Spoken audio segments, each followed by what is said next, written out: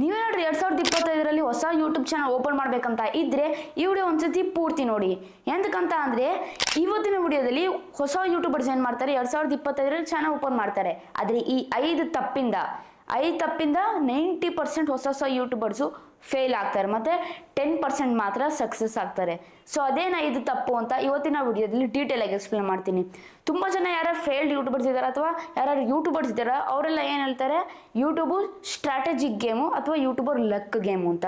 YouTube strategic game ಅಥವಾ luck game ಅಂತ ಇವತ್ತಿನ ವಿಡಿಯೋದಲ್ಲಿ ಡೀಟೇಲ್ ಆಗಿ ಎಕ್ಸ್ಪ್ಲೇನ್ ಮಾಡ್ತೀನಿ. ವಿಡಿಯೋ ಪೂರ್ತಿ ನೋಡಿ ನಿಮ್ಗೆಲ್ಲ ಅರ್ಥ ಆಗುತ್ತೆ. ಅವಾಗ ಬನ್ನಿತಾ ಮಾಡಿದ ನಮ್ಮ ಟಾಪಿಕ್ ಶುರು ಮಾಡೋಣ. ಅದಕ್ಕಿಂತ ಮುಂಚೆ ವಿಡಿಯೋ ನೋಡ್ತಾ ಇದ್ದೀರಾ ಅಂತ ಅಂದ್ರೆ ಇನ್ನು ಲೈಕ್ ಕೊಟ್ಟಿಲ್ಲ ಅಂತಂದ್ರೆ ಲೈಕ್ ಕೊಡಿ.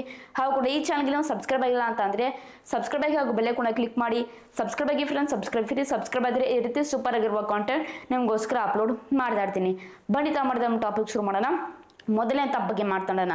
ಈಗ ಮೊದಲನೇ ತಪ್ಪ ಬಗ್ಗೆ ಮಾತನಾಡ್ಬೇಕಂತ ಅಂದ್ರೆ ಈ ತಪ್ಪು ಬಂದ್ಬಿಟ್ಟು ಅನ್ರಿಯಲಿಸ್ಟಿಕ್ ಎಕ್ಸ್ಪೆಕ್ಟೇಷನ್ಸ್.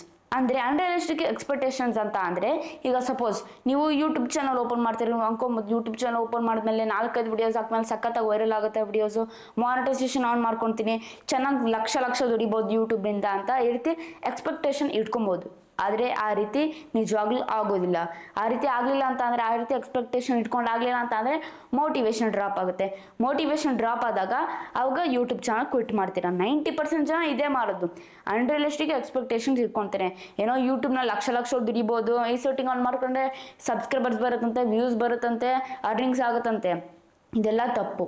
ಓಕೆ, ಏನು ಎಕ್ಸ್ಪೆಕ್ಟೇಷನ್ಸ್ ಇಟ್ಕೊಬೇಡಿ. ನಿಮ್ದೇನು ಎಕ್ಸ್ಪೆಕ್ಟೇಷನ್ ಇಟ್ಕೊಳ್ಳಿ, ಚೆನ್ನಾಗಿ ಕಾಂಟೆಂಟ್ ಮಾಡಬೇಕು, ಚೆನ್ನಾಗಿ ವಿಡಿಯೋಸ್ ಮಾಡಬೇಕು, ಚೆನ್ನಾಗಿ ತಮಿಳ್ ಮಾಡಬೇಕು, ಚೆನ್ನಾಗಿ ಟೈಟಲ್ ಹಾಕಬೇಕು. ಇದ್ರ ಬಗ್ಗೆ ಫೋಕಸ್ ಮಾಡಿ. ನೀವು ಈ ರೀತಿ ಎಕ್ಸ್ಪೆಕ್ಟೇಷನ್ ಇಟ್ಕೊಬೇಕು. ನೀವು ಅದು ಬಿಟ್ಟು ಈ ರೀತಿ ಅನ್ರಿಯಲಿಸ್ಟಿಕ್ ಎಕ್ಸ್ಪೆಕ್ಟೇಷನ್ ಇಟ್ಕೊಂಡು ಹೋದ್ರೆ ಅದಾಗಲಿಲ್ಲ ಅಂತ ಅಂದರೆ ಮೋಟಿವೇಶನ್ ಡ್ರಾಪ್ ಆದರೆ ಚಾನಲ್ ನೀವೇ ಬಿಟ್ಬಿಡ್ತೀರಾ. ಅಂದರೆ ಲೆಕ್ಕಕ್ಕೆ ಫೇಲೇ ಅದು. 90% ಜನ ಇದೇ ಮಾಡ್ತಿರೋದು. ಈ ರೀತಿ ಮಾಡೋಕ್ಕೆ ಹೋಗಲೇಬೇಡಿ. ಅನ್ರಿಯಲಿಸ್ಟಿಕ್ ಎಕ್ಸ್ಪೆಕ್ಟೇಷನ್ ಇಟ್ಕೊಳ್ಳೋಕೆ ಹೋಗಬೇಡಿ. ನೆಕ್ಸ್ಟ್ ಹೋಗೋಣ ನಮ್ಮ ಎರಡನೇ ತಪ್ಪು. ಎರಡನೇ ತಪ್ಪು ಬಗ್ಗೆ ಮಾತಾಡ್ಬೇಕಂತ ಅಂದರೆ ಲೋ ಕ್ವಾಲಿಟಿ ಕಾಂಟೆಂಟ್. ಇದರ ಅರ್ಥ ಏನಂತ ಅಂದರೆ ಈಗ ಸಪೋಸ್ ನೀವು ಯೂಟ್ಯೂಬ್ ಚಾನಲ್ ಓಪನ್ ಮಾಡ್ತೀರಾ, ನೀವು ಅನ್ಕೊಬೋದು ಬರೋ ಸ್ಟುಡಿಯೋ ಮಾಡಬೇಕು, ಬರೋ ಲೈಟಿಂಗ್ ಎಲ್ಲ ಹಾಕಬೇಕು, ಸ್ವಲ್ಪ ಸಖತ್ ಕಾಸ್ಟ್ಲಿ ಮೈಕೆಲ್ಲ ಪರ್ಚೇಸ್ ಮಾಡಬೇಕು, ಅವಾಗ ಮಾತ್ರ ಸೂಪರ್ ಆಗಿರುವ ಕಾಂಟೆಂಟ್ ಎಲ್ಲ ಮಾಡ್ಬೋದು. ಜೊತೆಗೆ ಒಂದು ಹೈ ಕ್ವಾಲಿಟಿ ಕ್ಯಾಮ್ರಾ ಇದೆಲ್ಲ ಇದ್ದರೆ ನಾನು ಚೆನ್ನಾಗಿ ವಿಡಿಯೋಸ್ ಮಾಡ್ಬೋದು, ಜನರು ಇಷ್ಟಪಡ್ತಾರೆ, ವೈರಲ್ ಆಗ್ತೀನಿ ಅಂತ ಈ ರೀತಿ ಎಲ್ಲ ಅನ್ಕೊಬೋದು. ಆದರೆ ಇದೆಲ್ಲ ತಪ್ಪು. ಸ್ಟಾರ್ಟಿಂಗೆಲ್ಲ ನೀವೇನು ಹೊಸ ಯೂಟ್ಯೂಬರ್ಸ್, ನೀವು ನಾರ್ಮಲಾಗಿ ಮೀಡಿಯಮ್ ಆಗಿ ಮಾಡಿ, ನಿಮ್ಮ ಮೊಬೈಲಲ್ಲೇ ರೆಕಾರ್ಡ್ ಮಾಡಿ ನೀವು ಮತ್ತು ಒಂದು ಒಳ್ಳೆ 800 ರೂಪಾಯಿ ಅಥವಾ 1000 ರೂಪಾಯಿ ಮೈಕ್ ಪರ್ಚೇಸ್ ಮಾಡಿ. ಬೇಕಾದ್ರೆ ಅದ್ರ ಬಗ್ಗೆ ವಿಡಿಯೋ ಮಾಡಿದ್ದು ಮೇಲೆ ಪಿನ್ ಮಾಡ್ತೀನಿ, ವಿಡಿಯೋ ಪೂರ್ತಿ ನೋಡಿ ನಿಮಗೆಲ್ಲ ಅರ್ಥ ಆಗುತ್ತೆ. 800 ರೂಪೀಸ್ ಮೈಕ್ ಅದು. ಆ ರೀತಿ ಮೈಕ್ನ ಪರ್ಚೇಸ್ ಮಾಡಿ. ಮತ್ತು ಚೆನ್ನಾಗಿ ಒಂದು ಲೈಟಿಂಗ್ ಇರಲಿ, ಓಕೆ ಥರ. ಇಲ್ಲ ಅಂತ ಅಂದರೆ ಸನ್ಲೈಟ್ ಅಂದರೆ ಆಚೆಗೆ ಹೋಗ್ಬಿಟ್ಟು ಬೇಕಾದ್ರೆ ನೀವು ವಿಡಿಯೋಸ್ ಮಾಡ್ಬೋದು, ಇನ್ಫಾರ್ಮೇಷನ್ ಏನಾದರೂ ಕೊಡ್ಬೋದು. ನೀವು ಏನು ಮಾಡ್ತಾ ಇದ್ದೀರಾ ಆ ಪರ್ಟಿಕ್ಯುಲರ್ ಟಾಪಿಕ್ ಬಗ್ಗೆ. ಇಷ್ಟಿದ್ರೆ ಸಾಕು. ತುಂಬ ಜನ ಏನು ಅನ್ಕೊಬೋದು ಈ ರೀತಿ ಸ್ಟುಡಿಯೋ ಮಾಡ್ರೇ ನಾವು ವೈರಲ್ ಆಗೋಕ್ಕಾಗೋದು, ಚೆನ್ನಾಗಿದ್ರೆ ಹೈ ಕ್ವಾಲಿಟಿ ಕಾಂಟೆಂಟ್ ಇದ್ರೇ ವೈರಲ್ ಆಗೋಕ್ಕಾಗೋದು. ತಪ್ಪದು.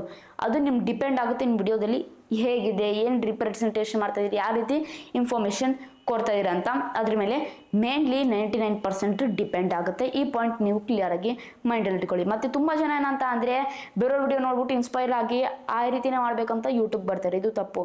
ನೀವು ಏನರಲ್ಲಿ ಚೆನ್ನಾಗಿದ್ದೀರಾ ಅದ್ರ ಬಗ್ಗೆನೇ ಮಾಡಿ, ಅವಾಗ 200% ಬೇಗ ಗ್ರೋತ್ ಆಗ್ತೀರಾ. ಮತ್ತು ಎರಡನೇದು ಅದೇನಂತ ಅಂದರೆ ನೀವು ಈ ರೀತಿ ಅನ್ರಿಯಲಿಸ್ಟಿಕ್ ಎಕ್ಸ್ಪೆಕ್ಟೇಷನ್ ಇಟ್ಕೊಂಡು ನೀವೇನು ಮಾಡ್ತೀರಾ, ಸ್ಕ್ರಿಪ್ಟ್ ಬರೆಯೋಕೆ ಹೋಗಲ್ಲ. ಜಾಸ್ತಿ ಸ್ಕ್ರಿಪ್ಟ್ ಮೇಲೆ ಜಾಸ್ತಿ ಡಿಪೆಂಡ್ ಆಗೋಕ್ಕೆ ಹೋಗಲ್ಲ. ಏನೇನೋ ಹೇಳ್ಬಿಡ್ತೀರಾ, ಏನೇನೋ ಕಾಂಟೆಂಟ್ ಮಾಡ್ತೀರಾ. ಇದೆಲ್ಲ ತಪ್ಪು. ಈ ರೀತಿ ಮಾಡಿದ್ರೆ 200% ಯೂಟ್ಯೂಬ್ನಲ್ಲಿ ಬೇಗ ಫೇಲ್ ಆಗೇ ಆಗ್ತೀರಾ. ಈ ಪಾಯಿಂಟ್ನ ನೀವು ಕ್ಲಿಯರಾಗಿ ಮೈಂಡಲ್ಲಿ ಇಟ್ಕೊಳ್ಳಿ. ನೆಕ್ಸ್ಟ್ ಹೋಗೋಣ 3ನೇ ಪಾಯಿಂಟ್. ಈ ಪರ್ಟಿಕ್ಯುಲರ್ 3ನೇ ಪಾಯಿಂಟ್ ಬಗ್ಗೆ ಮಾತನಾಡ್ಬೇಕಂತ ಅಂದರೆ ಇದು ಬಂದ್ಬಿಟ್ಟು ಇನ್ಕನ್ಸಿಸ್ಟೆಂಟ್ ಅಪ್ಲೋಡ್ಸ್ ಅಂತ ಅಂದರೆ ನೀವು ಕಾನ್ಸಿಸ್ಟೆಂಟ್ ಇಲ್ಲ ಅಪ್ಲೋಡ್ಸ್ನಲ್ಲಿ. ಅಂದರೆ ಇದರ ಅರ್ಥ ಏನಂತ ಅಂದರೆ ಈಗ ಸಪೋಸ್ ನನ್ನ ಹತ್ರ 10 ವಿಡಿಯೋಸ್ ಇದೆ, 10 ವಿಡಿಯೋಸ್ ಹಾಕ್ತೀನಿ, ದಿನಕ್ಕೆ 1, ದಿನಕ್ಕೆ 2, ದಿನಕ್ಕೆ 3, ಈ ರೀತಿ ಒಂದೊಂದ್ಸತಿ ಒಂದೊಂದು ರೀತಿ ಹಾಕ್ತೀನಿ. ಕನ್ಸಿಸ್ಟೆಂಟೇ ಇಲ್ಲ ಅಲ್ಲಿ. ಓಕೆ, ಒಂದ್ಸತಿ ಬೆಳಗ್ಗೆ ಹಾಕ್ತೀನಿ, ಮಧ್ಯಾಹ್ನ ಹಾಕ್ತೀನಿ, ರಾತ್ರಿ ಹಾಕ್ತೀನಿ, ಈ ರೀತಿಯಲ್ಲಿ ಮಿಕ್ಸಪ್ ಮಾಡ್ತೀನಿ. ಓಕೆ, ಮತ್ತು 10 ದಿವಸ ಔಟ್ ಆಫ್ ಸ್ಟೇಷನ್ ಇದ್ದರೆ ಎಲ್ಲಾದರೂ ಟ್ರಿಪ್ಗೆ ಹೋಗಿದ್ರೆ 10 ದಿವಸ ವಿಡಿಯೋ ಇರಲ್ಲ. ಎಲ್ಲಿ ಕಾನ್ಸಿಸ್ಟೆಂಟ್ ಇದೆ ಫ್ರೆಂಡ್ಸ್? ಹೌದಲ್ವಾ? ಕಾನ್ಸಿಸ್ಟೆಂಟ್ ಇರಬೇಕು. ಮಿನಿಮಮ್ ಆದರೂ ವಾರಕ್ಕೆ 3-4 ವಿಡಿಯೋಸ್ ಅಪ್ಲೋಡ್ ಮಾಡಲೇಬೇಕಾಗುತ್ತೆ. ಅವಾಗ ಕಾನ್ಸಿಸ್ಟೆಂಟ್ ಇದ್ದೀರಾ ಅಂತ ಅರ್ಥ. ಓಕೆ, ಈ ಪಾಯಿಂಟ್ನ ನೀವು ಕ್ಲಿಯರಾಗಿ ಮೈಂಡಲ್ಲಿ ಇಟ್ಕೊಳ್ಳಿ. ಎಷ್ಟು ಕಾನ್ಸಿಸ್ಟೆಂಟ್ ಇರ್ತಾರೆ ಯೂಟ್ಯೂಬ್ನಲ್ಲಿ ಅವಾಗ ಬೇಗ ನೀವು ಗ್ರೋತ್ ಆಗ್ಬೋದು ಯೂಟ್ಯೂಬ್ನಲ್ಲಿ. ಇಲ್ಲಾಂದರೆ ನೀವು 200% ಯೂಟ್ಯೂಬಲ್ಲಿ ಗ್ರೋತ್ ಆಗೋಕ್ಕಾಗಲ್ಲ. ಈ ಪಾಯಿಂಟ್ನ ನೀವು ಕ್ಲಿಯರಾಗಿ ಮೈಂಡಲ್ಲಿ ಇಟ್ಕೊಬೇಕಾಗುತ್ತೆ. ಯಾವುದೇ ಒಂದು ಸೋಷಿಯಲ್ ಮೀಡಿಯಾ ಪ್ಲ್ಯಾಟ್ಫಾರ್ಮ್ ಆಗಲಿ ಇನ್ಸ್ಟಾಗ್ರಾಮ್ ಆಗಲಿ, ಟ್ವಿಟರ್ ಆಗಲಿ, ಯೂಟ್ಯೂಬೇ ಆಗಲಿ ಅಥವಾ ಬೇರೆ ಒಂದು ಪ್ಲಾಟ್ಫಾರ್ಮ್ಸ್ ಆಗಲಿ, ನೀವು ವಿಡಿಯೋಸ್ ಮಾಡ್ತೀರಾ ಅಂತ ಅಂದರೆ, ಅಪ್ಲೋಡ್ ಮಾಡ್ತೀರಾ ಅಂತ ಅಂದರೆ, ಪೋಸ್ಟ್ ಮಾಡ್ತೀರಾ ಅಂತ ಅಂದರೆ, ನೀವು ದೊಡ್ಡ ಇನ್ಫ್ಲೂಯೆನ್ಸರ್ ಆಗಬೇಕಂತ ಅಂದರೆ ಮೇನ್ಲಿ ಈ ಪಾಯಿಂಟ್ಲೆಲ್ಲ ಮೈಂಡ್ ಇಟ್ಕೊಳ್ಳಿ. ಕನ್ಸಿಸ್ಟೆಂಟ್ ಇದ್ದರೆ ಮಾತ್ರನೇ ನೀವು ಮಾಡೋಕ್ಕಾಗೋದು. ಯಾಕಂದರೆ ಕನ್ಸಿಸ್ಟೆಂಟೇ ಬಿಗ್ ಗೇಮ್ ಚೇಂಜರ್. ನೆಕ್ಸ್ಟ್ ಹೋಗೋಣ ನಾಲ್ಕನೇ ಪಾಯಿಂಟ್ ಬಗ್ಗೆ ಮಾತನಾಡಬೇಕಂತ ಅಂದರೆ ನೋ ಪ್ರಾಪರ್ ನೀಶ್ ಅಂತ ಅಂದರೆ ಏನೋ ಸರಿಯಾಗಿ ಟಾಪಿಕ್ನ ಚಾಯ್ಸ್ ಮಾಡ್ಕೊಂಡಿರಲ್ಲ. ಸಪೋಸ್ ನೀವು ಫಸ್ಟ್ 10-15 ವಿಡಿಯೋಸು ವ್ಲಾಗ್ ಬಗ್ಗೆ ಅಪ್ಲೋಡ್ ಮಾಡ್ತೀರಾ, ಮತ್ತು ಇನ್ನೊಂದು 10-15 ವಿಡಿಯೋಸು ಟೆಕ್ ಬಗ್ಗೆ ಅಪ್ಲೋಡ್ ಮಾಡ್ತೀರಾ, ಇನ್ನೊಂದು 15 ವಿಡಿಯೋಸು ಏನೋ ಒಂದು ಟಾಪಿಕ್ ಬಗ್ಗೆ ಅಪ್ಲೋಡ್ ಮಾಡ್ತೀರಾ. ನೋಡಿ, ಬೇರೆ ಬೇರೆ ರೀತಿಯ ಟಾಪಿಕ್ ಅಂತಲ್ಲ, ವ್ಲಾಗ್ಸು, ಟೆಕ್ಕು, ಈ ಕಡೆ ಎಜುಕೇಷನ್ ಅಂತ, ಗೇಮಿಂಗ್ ಅಂತ, ಅದಂತೆ ಇದಂತೆ. ಈ ರೀತಿ ಮಾಡಿದ್ರೆ ವೈರಲ್ ಆಗುತ್ತಾ?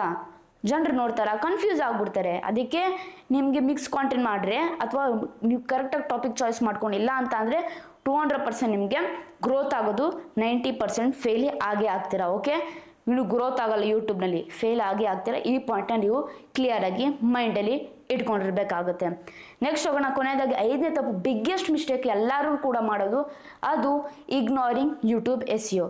ಅಂದರೆ ವಿಡಿಯೋದಲ್ಲಿ ಹೇಗೆ SEO ಮಾಡ್ತೀವಿ, ಕೀವರ್ಡ್ಸ್ ಹಾಕ್ತೀವಿ, ಸಖತ್ತಾಗಿ ಟೈಟಲ್ ಹಾಕ್ತೀವಿ, ಚೆನ್ನಾಗಿ ತಮ್ಮೇಲ್ ಮಾಡ್ತೀವಿ, ಅದ್ರ ಮೇಲೆ ಡಿಪೆಂಡ್ ಆಗುತ್ತದೆ. ಅದೇ SEO ಅಂತ ಅನ್ನೋದು, ಸರ್ಚ್ ಇಂಜಿನ್ ಆಪ್ಟಿಮೈಸೇಷನ್ ಅಂತ ಅಂತಾರೆ. ತುಂಬ ಜನ ಇದ್ರ ಬಗ್ಗೆ ಕೇರೇ ಮಾಡಲ್ಲ. ಏನಿದೆ ಯೂಟ್ಯೂಬ್ SEO, ಏನು ಅಂತೆ, ಅದಂತೆ ಇದಂತೆ ಮಾಡ್ಬೇಕಂತ ಏನು ಬೇಡ. ಜಸ್ಟ್ ಏನಂತ ಅಂದರೆ ತುಂಬ ಜನಕ್ಕೆ ಏನಂತ ಅಂದರೆ ಮೈಂಡ್ ಸೆಟ್ ಬಂದಿರೋದು, ಈಗ ಡಿಸ್ಕ್ರಿಪ್ಷನಲ್ಲಿ ಹ್ಯಾಶ್ಟ್ಯಾಗ್ ಹಾಕ್ಬಿಟ್ರೆ, ಕೀವರ್ಡ್ಸ್ ಹಾಕ್ಬಿಟ್ರೆ ವೈರಲ್ಲು. ತಪ್ಪು. ಇದು ಕೀವರ್ಡ್ ಸ್ಟಫಿಂಗ್ ಅಂತಾರೆ. ಕೀವರ್ಡ್ ಸ್ಟಫಿಂಗ್ ಆದರೆ ಮಿಸ್ಲೀಡಿಂಗ್ ಮೆಟಾ ಡೇಟಾ ಅಂತ ಕಮ್ಯುನಿಟಿ ಗೈಡ್ಲೈನ್ ಸ್ಟ್ರೈಕ್ ಬರುತ್ತೆ. ಬಂದಾಗ ನಿಮ್ಮ ಚಾನಲ್ ಕೂಡ ಡಿಲೀಟ್ ಆಗ್ಬೋದು, ಅಥವಾ ಆ್ಯಡ್ಸೆನ್ಸು ಡಿಆಕ್ಟಿವೇಟ್ ಆಗ್ಬೋದು, ಅಥವಾ ನಿಮ್ಮ ಚಾನಲ್ ಡಿಮಾನಿಟೈಸ್ ಆಗ್ಬೋದು. ನೋಡಿ ಏನೇನು ಪ್ರಾಬ್ಲಮ್ ಇದೆ ಅಂತ. ಅದಕ್ಕೆ ಹೇಳಿದ್ದು, ನೀವು ಕರೆಕ್ಟಾಗಿ ಯೂಟ್ಯೂಬ್ SEO ಮಾಡಬೇಕಾಗುತ್ತೆ. ಕರೆಕ್ಟಾಗಿ ಟೈಟಲ್ ಆಗಬೇಕು, ಸೂಪರ್ ಆಗಿರ್ಬೇಕು ಟೈಟಲ್. ಯಾರೋ ವ್ಯೂಸ್ ನೋಡಿದಾಗ ಕ್ಲಿಕ್ ಕೊಡ್ಬೇಕು, ಆ ರೀತಿ ಟೈಟಲ್ ಹಾಕ್ಬೇಕು ನೀವು.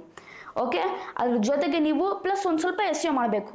ನಾನು ಕೂಡ ಅಷ್ಟೇ ವಿಡಿಯೋದಲ್ಲಿ SEO ಮಾಡ್ತೀನಿ. ವಿಡಿಯೋ ಅರ್ಧ ಅವರ್ ಆಗುತ್ತೆ ಅಪ್ಲೋಡ್ ಆಗೋಕ್ಕೆ, ಆದರೆ 1 ಅವರ್ ತೊಗೊತೀನಿ ವಿಡಿಯೋ ಅಪ್ಲೋಡ್ ಮಾಡಿ. ಕಾರಣ ಅರ್ಧ ಅವರು ಅಪ್ಲೋಡ್ ಮಾಡೋಕ್ಕೆ ವಿಡಿಯೋ, ಇನ್ನು ಅರ್ಧ ಅವರ್ SEO ಮಾಡೋಕ್ಕೆ.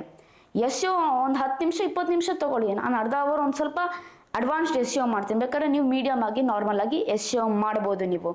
ಆದರೆ SEO ತುಂಬ ಇಂಪಾರ್ಟೆಂಟ್. SEO ಮಾಡಿದ್ರೆ ನಿಮ್ಮ ವಿಡಿಯೋಸ್ಗೆ ರ್ಯಾಂಕಿಂಗ್ ಬರುತ್ತೆ, ನೀವು ಬೇಗ ಯೂಟ್ಯೂಬ್ನಲ್ಲಿ ಸಕ್ಸಸ್ ಆಗ್ಬೋದು. ಇಷ್ಟು 5 ತಪ್ಪನ್ನ ನೀವು ಮಾಡ್ಕೋಬೇಡಿ ಯೂಟ್ಯೂಬ್ನಲ್ಲಿ. ಇಲ್ಲ ಅಂತ ಅಂದರೆ ನೀವು 90% ಫೇಲ್ ಆಗೇ ಆಗ್ತೀರಾ. ಈ 5 ತಪ್ಪು ಮಾಡಿಲ್ಲ ಅಂತ ಅಂದರೆ 200% ಬೇಗ ನೀವು ಯೂಟ್ಯೂಬ್ನಲ್ಲಿ ಸಕ್ಸಸ್ ಆಗ್ತೀರಾ. ಇಷ್ಟ ಆಯ್ತು ವಿಡಿಯೋ ಬಗ್ಗೆ. ಐ ಹೋಪ್ ನಿಮಗೆ ಡೀಟೇಲ್ ಆಗಿ ಇನ್ಫಾರ್ಮೇಷನ್ಸ್ ಇರ್ತಾ ಅಂತ ಅಂದ್ಕೊಂಡಿದ್ದೀನಿ. ಈ ರೀತಿ ವಿಡಿಯೋಸ್ ಬೇಕಂತ ಅಂದರೆ ದಯವಿಟ್ಟು ನನಗೆ ಪ್ರೋತ್ಸಾಹ ನೀಡಿ. ಹೇಗೆಂದರೆ ಸಿಂಪಲ್, ಜಸ್ಟ್ ನೀವೊಂದು ಸಬ್ಸ್ಕ್ರೈಬ್ ಮಾಡಿ, ಲೈಕ್ ಮಾಡಿ, ಒಂದು ಶೇರ್ ಮಾಡಿ, ಒಂದು ಕಮೆಂಟ್ ಮಾಡಿದ್ರೆ ಇಷ್ಟ ಫ್ರೆಂಡ್ಸ್, ಇಷ್ಟು ಮಾಡಿದ್ರೆ ನನಗೆ ದೊಡ್ಡ ಪ್ರೋತ್ಸಾಹ ಇರ್ತೀರಾ. ದಯವಿಟ್ಟು ಕನ್ನಡ ಬೆಲ್ಸ್ ಮತ್ತು ಕನ್ನಡ ಉಳಿಸಿ. ಇಲ್ಲಿಗೆ ವಿಡಿಯೋ ಮುಗಿಸ್ತಾ ಇದ್ದೀನಿ.